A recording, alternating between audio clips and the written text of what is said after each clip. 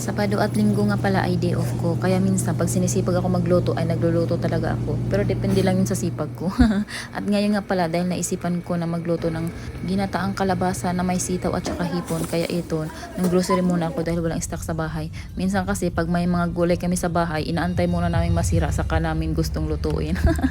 Ewan ko, ang tamad-tamad kasi talaga namin eh. Nga pala yung pinamili ko. Ayan, konti lang.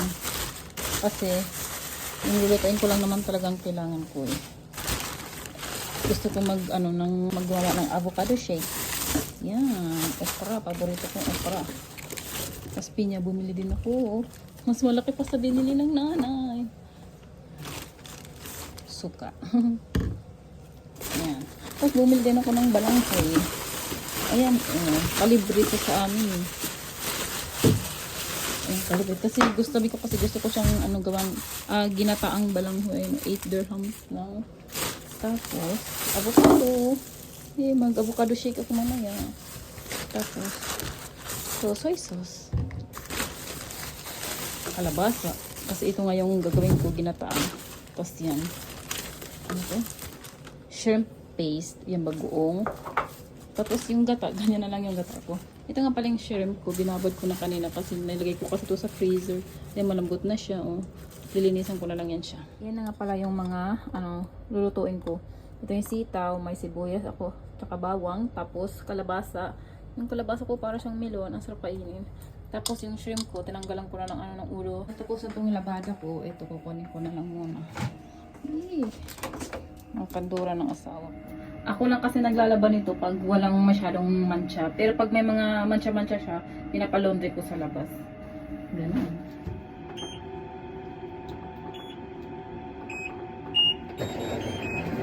Ayan na, kahit ako na. Nagayahin ko na. Naglagay na nga pala ako ng olive oil dyan. Kaya lang pinatay ko muna kasi hinahanap ko pa yung video sa TikTok. Nahirapan kasi akong hanapin eh. Ayan, tapos na natin yung bawang. Sunod ko na nga din pala nilagay itong shrimp. Tapos tinanggalan ko nga pala ng ulo yan kasi gusto nang humiwalay ng ulo sa katawan niya eh. Kaya tinanggal ko na lang. Tinimplahan ko nga din pala ng asin tsaka paminta. Tapos nung nag-orange na ay tinanggal ko agad kasi ihahalo ko siya mamaya pagluto na yung mga gulay. Dami ata rito niluto ko. Niluto ng mother-in-law ko. Ayan, Thailand food. Ay, maanghang yan. Grabe na pakanghang. Tapos ito, yung crab balls. Paborito kasi ng biyanan ko yung crab balls. Ito na yung natin. May lalagay ko na rin yung sitaw. Ito nga pala yung bigyan ng sister-in-law ko.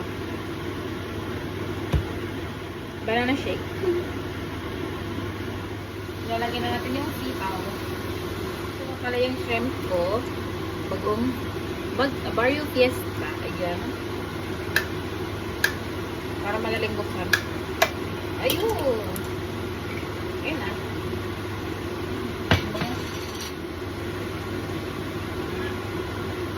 Ayun!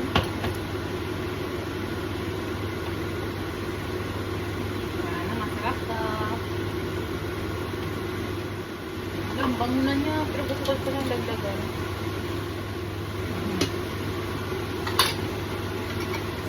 Nalagyan ko na siya ng bagoong. Tapos, check ulit natin kung anong neck. Ay, gata. Lagyan ko na pala siya ng gata. Tapos, tubig din. Kaya ito, tatakpang ko na. Asin. Ayan. Kunti lang.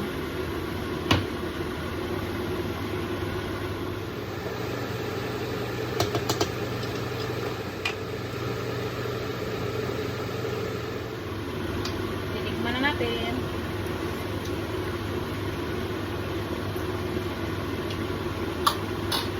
Hindi ko maintindihan ang lasa. Tagang pa natin. Yan nga pala yung niluto ko. Kaya lang, hindi siya ganun kasarap. Ayan na, kain na tayo. Tapos niluto ko na rin tong balanghoy. Nalagyan ko siya ng itong extra na gata. Yun lang, bye kamayo.